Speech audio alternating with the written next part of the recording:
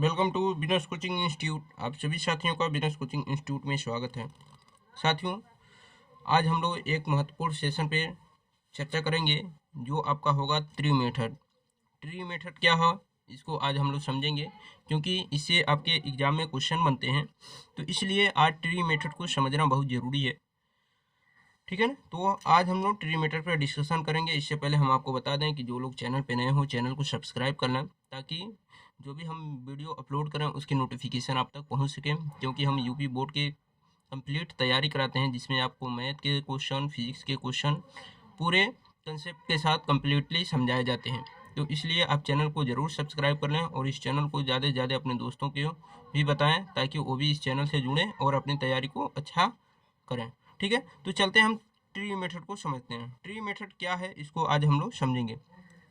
जैसे मान लीजिए आपको एक संख्या दी जा रही है 32, संख्या है 32।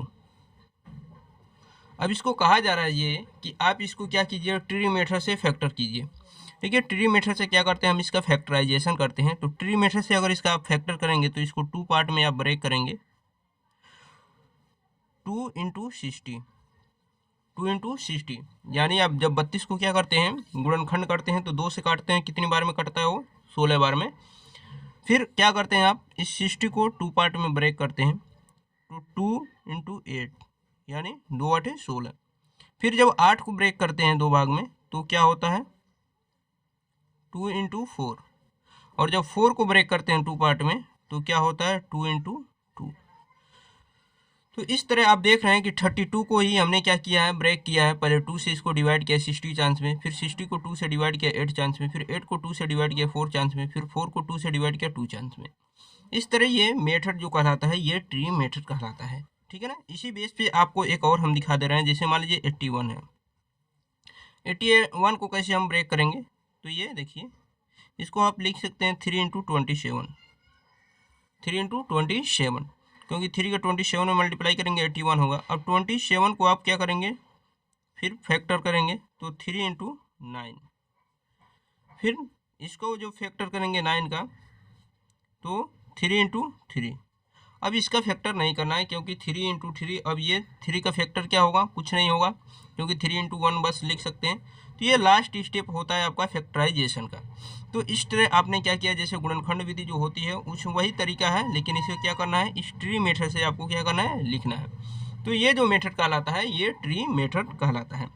अब आपको एक चीज़ और बता दें कि अगर हम 3 का 3 में मल्टीप्लाई करेंगे तो हमें 9 मिल जाएंगे, 9 का 3 में मल्टीप्लाई करेंगे तो 27 मिल जाएंगे, 27 का 3 में मल्टीप्लाई करेंगे तो 81 मिल जाएंगे। यानी ये स्टेप बाय स्टेप आप ऊपर बढ़ सकते हैं। जैसे आपने क्या किया, समझिए कि ये एक सीढ़ी नुमा है। जैसे आप छत से क्या हो रहे हैं, धीरे धीरे सीढ़ी पकड़ के नीचे उतर रहे हैं, उसी तरह छत पे चढ़ने के लिए आपको क्या करना होगा, सीढ़ी से ही चढ़ना होगा। तो इसलिए इनको मल्टीप्लाई करके आप 9 पाएंगे, 9 का 3 मल्टीप्लाई करके 27 पाएंगे, 27 से 3 मल्टीप्लाई करके 81 पाएंगे। तो इस तरह आप क्या करेंगे, नीचे से ऊपर तक जा सकते हैं और ऊपर से ऐसे उतरते हैं। जैसे ट्री पे आप क्या करते हैं, चढ़ते हैं या फिर उतरते हैं, तो सेम प्रोसेस होता है उतरने और चढ़ने का। तो इसी पे बेस कुछ क्वेश्चन भी होंगे। जैसे क्वेश्चन आपको यहाँ पर दिख रहे हैं, ये क्वेश्चन जो है y का वैल्यू फाइंड आउट करनी है। y को 2 भाग में ब्रेक किया गया 4 और x में, फिर x को ब्रेक किया गया 3 और 7 में।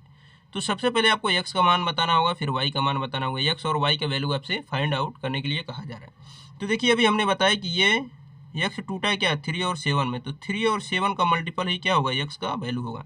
तो अगर आप x का वैल्यू निकालेंगे तो x इक्वल टू क्या होगा, 3 इंटू 7, 3 इंटू 7 बन जाएंगे आपके 21। x की वैल्यू मिले क्या आपको, 21। अब अगले स्टेप में आप क्या देखें हैं कि y को ब्रेक किया गया 4 और 7 में, यानी 4 और y को ब्रेक किया गया 4 और x में। तो यानी y का वैल्यू आपको चाहिए तो 4 का x में मल्टीप्लाई करना होगा, तब मिलेगा आपको क्या, y का वैल्यू। तो y का वैल्यू चाहिए तो y इक्वल टू क्या होगा, 4 इंटू एक्स, और x का आप वैल्यू जानते हैं, x का वैल्यू क्या है, 21। जब मल्टीप्लाई करेंगे तो 4 1 जा 4 और 4 2 जा 8, तो y के जो वैल्यू मिलेंगे वो क्या होंगे, 84। तो ये आपके क्या हो जाएंगे, आंसर हो जाएंगे, ठीक है ना। इसके बाद कुछ क्वेश्चन और हैं, उन क्वेश्चनों पे भी बात कर लेते हैं। देखिए और क्वेश्चन क्या है, देखिए ये क्वेश्चन आपके सामने है। क्वेश्चन क्या है कि x का और y का वैल्यू फाइंड आउट करनी है। क्योंकि इसमें एक्स और वाई के वैल्यू नहीं दिए गए हैं। तो आपको करना क्या होगा, हमने स्टेप बाय स्टेप चीज़ों को समझाया है कैसे करते हैं इसको, आप देखते रहिए एक एक चीज़ों को अच्छी तरीके से।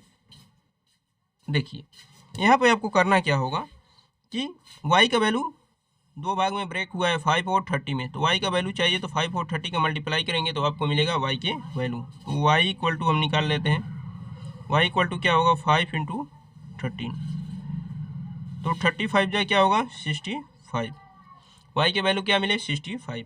अब y के बाद ऊपर हम चलते हैं, x का वैल्यू पूछा गया है, तो x का वैल्यू कैसे मिलेगा, x को दो भाग में ब्रेक किया गया है 3 और 195 में, तो x का वैल्यू आपको चाहिए तो क्या करेंगे 3 और 195 का क्या करेंगे हम मल्टीप्लाई कर देंगे तो x के वैल्यू मिल जाएंगे। तो x इक्वल टू क्या होगा 3 इंटू 195, मल्टीप्लाई कर दीजिए 3 5 जा 50, 1 कैरी 3 9 जा 27 और 1 कैरी 8 करेंगे 28, 2 कैरी 3 1 जा 3 और 2 5, ठीक है ना, 3 5 जा 50, 3 9 जा 27 और 1 28, 3 1 जा 3 और 2 5, तो यहाँ पर 585 आपका क्या हो जाएगा x का वैल्यू हो जाएगा और यही आपकी क्या हो जाएंगे आंसर हो जाएंगे, ठीक है ना। अब चलते हैं कुछ अगले क्वेश्चन की तरफ, और अगला क्वेश्चन देखिए यहाँ पर अगला क्वेश्चन क्या दिया गया है, 33 81 को ब्रेक किया गया 3 और y में, फिर y को ब्रेक किया गया 7 और 161 में, फिर 161 को ब्रेक किया गया 7 और z में। तो इसमें आपसे पूछा गया है कि y का वैल्यू फाइंड आउट कीजिए और z का वैल्यू फाइंड आउट कीजिए। तो देखिए इसको कैसे सॉल्व करेंगे, अभी हमने बताया है कि 161 को आप ब्रेक किए हैं 7 और z में, तो यहाँ से आपको z की वैल्यू चाहिए, तो 161 किसके इक्वल होगा 161 equal to 7 into Z, 7 into Z. अब z का वैल्यू चाहिए तो आपको 7 से क्या करना होगा डिवाइड करना होगा, तो 161 अपॉन 7 इक्वल टू जेड। अब 7 से इसको काटिए, 7 2 जा 14, ठीक है, 2 बचा 21 हुआ, 7 3 जा 21, तो यानी जेड के जो वैल्यू मिले वो क्या मिले आपको 23, जेड के वैल्यू क्या मिले 23। अब बात करते हैं वाई की, वाई को वैल्यू कैसे निकालेंगे, तो वाई की वैल्यू, वाई को आप दो भाग में ब्रेक किए हैं 7 और 161 में, तो आप क्या करेंगे वाई के वैल्यू चाहिए तो इन दोनों का मल्टीप्लाई कर देंगे तो आपको मिलेंगे क्या वाई के वैल्यू मिल जाएंगे, ठीक है ना। तो यहाँ से हम वाई की वैल्यू निकालेंगे, वाई इक्वल टू 7 इंटू 161। अब यहाँ से सॉल्व करेंगे तो 7 1 जा 7, 7 6 जा 42, 4 करिए 7 1 जा 7 और 4 क्या होगा 11, तो 11 27 आपके क्या हो जाएंगे कंप्लीट आंसर हो जाएंगे। तो इस तरह के क्वेश्चन भी आपके बोर्ड के एग्जाम में कभी कभी पूछ लिए जाते हैं, और ये मेथड जो कहलाता है ये ट्री मेथड कहलाता है। इस तरीके से आप क्या कर सकते हैं क्वेश्चन को आसानी से सॉल्व कर सकते हैं और अपने बोर्ड एग्जाम में अच्छा खासा नंबर प्राप्त कर सकते हैं। तो वीडियो कैसा लगा आप लोग कमेंट बॉक्स में ज़रूर बताइएगा। जो लोग चैनल पे नए हो चैनल को सब्सक्राइब करें ताकि जो भी वीडियो अपलोड करें उसकी नोटिफिकेशन आप तक मिल सके। मिलते हैं नेक्स्ट वीडियो में, तब तक के लिए अपना ख्याल रखिए, धन्यवाद।